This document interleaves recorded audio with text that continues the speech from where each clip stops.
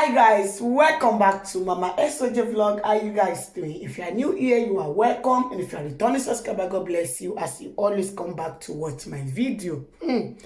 My people, different things like they happen.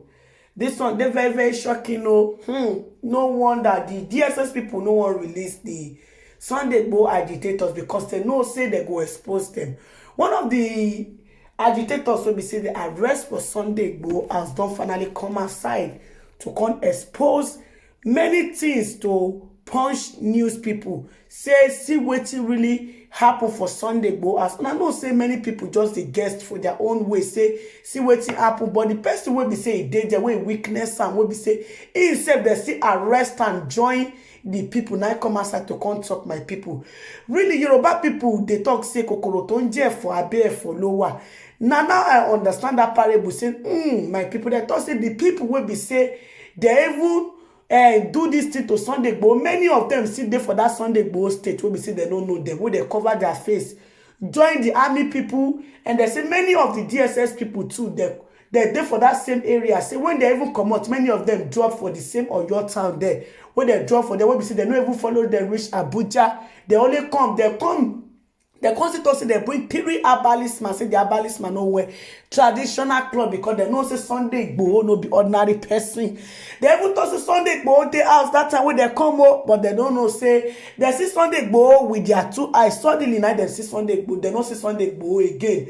Now they can't call the herbalist man come out, make it come do wetin, make it come perform. That is why they pay four card for Sunday Igboho compound come carry one big one come out because they believe say na Sunday Igboho na turn to that cat, because the herbalist man I tell them say na Sunday Igboho na turn to the cat. My people na be say they shake that Oyo na they know because they shake that Igboho town because many people come they talk say how they go Sunday Igboho as we be say or people wey dey for Sunday Igboho state, their security people, the police people, army people, the government of the state no say something they play possible. Now the truth don't come outside. We don't know the truth. Say the people wey dey for Sunday Igboho state, the security people still join them. They're talking like 200 army wey be say they still come with ambulance. Hey.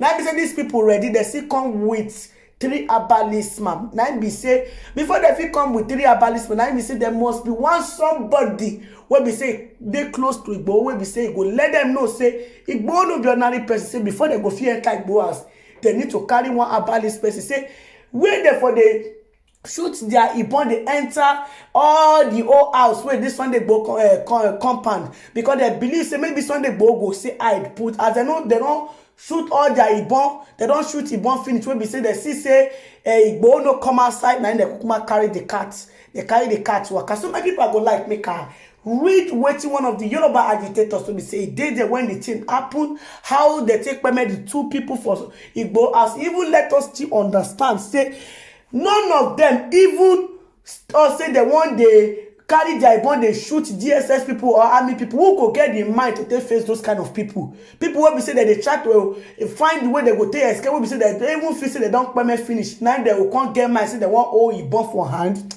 My people make her read for now, my people, because the matter on I not say if I dey hear any news about this Igboho matter, I must bring her come here to question her with honor. Ademola, who told Sunday Punch he is the director of Sunday Adeyemo Foundation, accused the DSS of killing people in cold blood during the raid. He was one of those arrested by the DSS and later released. Recalling the raid on Igboho's residence in the Soka area of Ibadan, Oyo State, Ademola said, "We woke up to find ourselves in that mess. It was a muse of power by the present government of the Federal Republic of Nigeria. Nigerian, I have been minding my speech about the event of that day because a lot of us are still suffering from the physiology trauma, because what happened that day alone can take one's life. My house was not far from Chief Sunday Igboho's house, and being a father to me, I have access to him and he has to me. He did call to see me anytime to run errand for him. I was in my personal house around 12 a.m., but I had a message to pass across to him, which I could not deliver by phone. I moved from my house to his residence at exactly 12 a.m. and meet with him. We discussed till around 1 a.m. and we're outside with some of our people till around 1:30 a.m. In his house, I have a chalet he allocated to me as one of his associates. At exactly 1:30 a.m., he moved into his building. Others retreated into their own apartment, and I also moved into my own. But at exactly 1:35 a.m., I started hearing gunshots and I wonder what was happening. My chalet is directly facing the main gate, and I opened the window to peep to see what was happening outside. To my greatest shock, I could not see anybody, but I heard sporadic gunshots. Whenever I hear fire, they would shoot at the building. As Muslim, I started different verse of the Quran, believing it might be the end of my life, while still peeping through the window.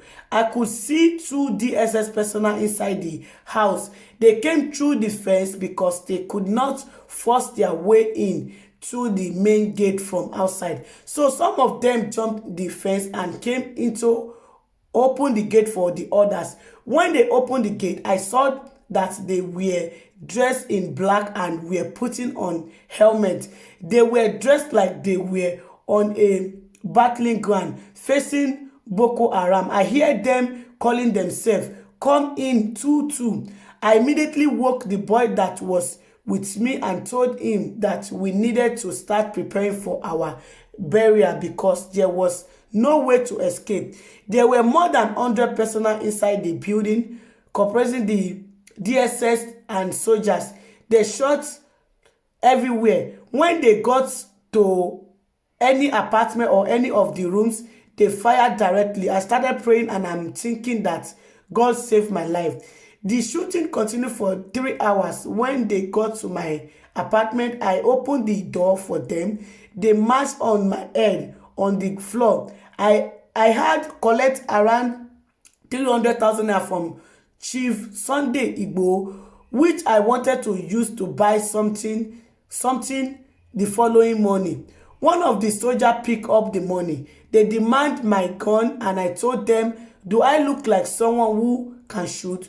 Do I look like someone who can operate a gun? They mashed my head still and I was handcuffed. They then took me to the gate to lie down there with others.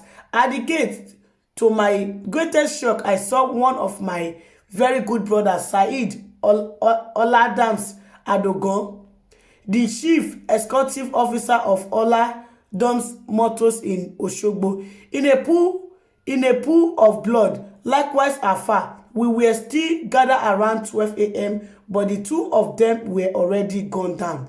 After we had been handcuffed and laid on the floor, the security operatives started destroying the vehicles in the compound, threatening to burn down the house and saying all sorts of things. They also made a roll call of the people in the house. That was what happened. But to the glory of God, here we are today. The two persons killed were identified as Said Adisa, popularly called Adogon, and Igboho.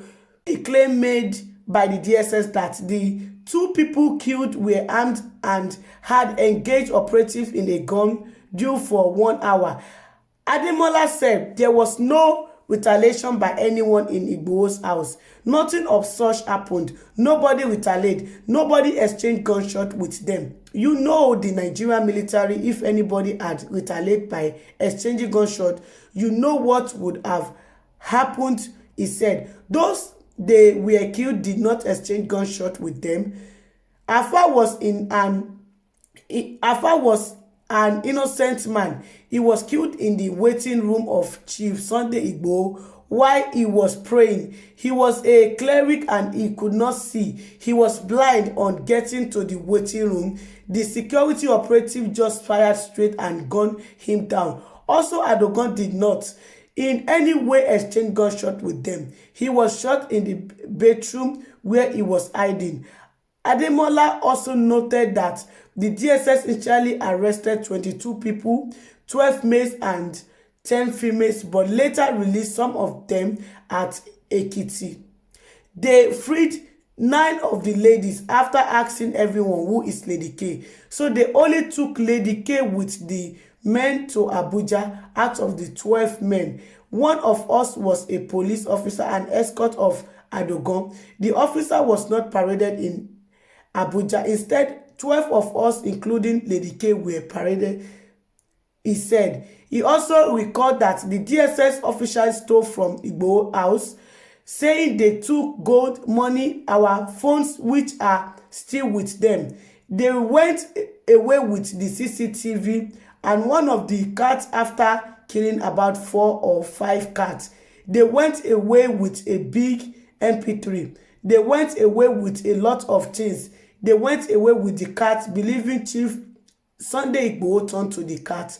According to him, Igboho was at home when the DSS operative raided his house, but somehow managed to escape. He said yes, he was at home. The DSS saw him. They can't deny that because that night they came with 3 herbalists. After shooting at so many corners of the house, all of a sudden they could not see him again. So they believe he was hiding, not knowing he was in the building.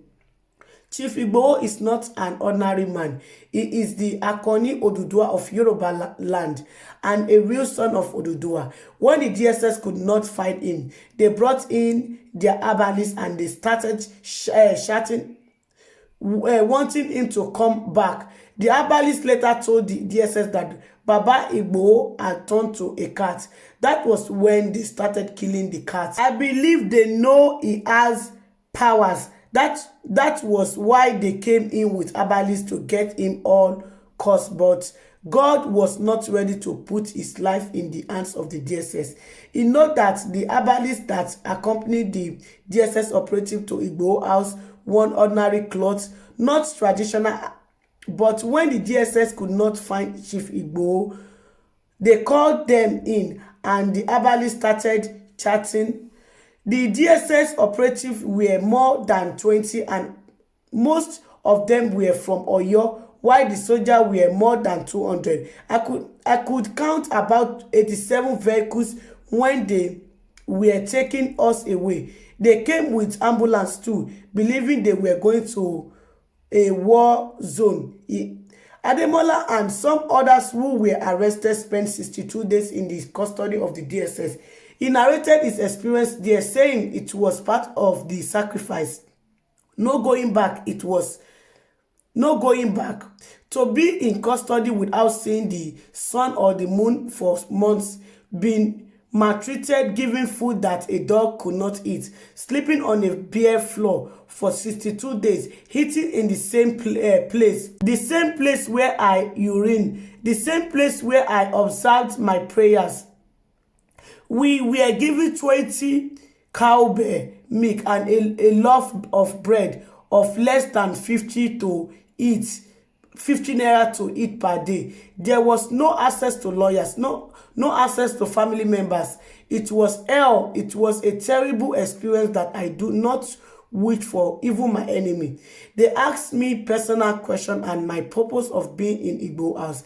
They also asked for my bank account, Facebook name, my village address. They asked me a lot of questions. They asked me to tell them how long I had no Chief Igboho, and I told them I cannot disown him no matter the situation. The first place we were kept for the first 2 days in the DSS custody was an underground cell, where if anything happened, we could not know from there.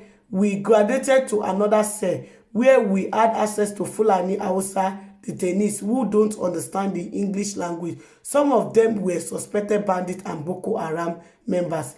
There were others who were not Hausa but suspected IPOB members. We, the Igboho 12, were scattered into various cells. I was detained with Kanuri and Hausa suspects. We did not understand our individual language. All that bound us together was Muslim. We could not communicate. It was hell. It got to a time that those of us arrested in Chief Igboho house could not sleep at night. We prayed all through. The Muslim observed Tajud midnight prayers, while the Christians held vigils. We prayed by raising our voice, both Christians and Muslims. We shout to communicate when it was time for prayers. Of course, we recognize our different voice. My people, hope una don hear my people. Una don hear all the things wey be say e happen. Na how the matter take start for Sunday Igboho, everything as they take enter, na all of them now read come aside for una my people. All right, my people, I would like to end the video for you. Make una let me know wetin una think for the comment section. And if una never subscribe, make una subscribe. Una bye bye till I come on away next time. Bye guys, that's my next video. Bye guys.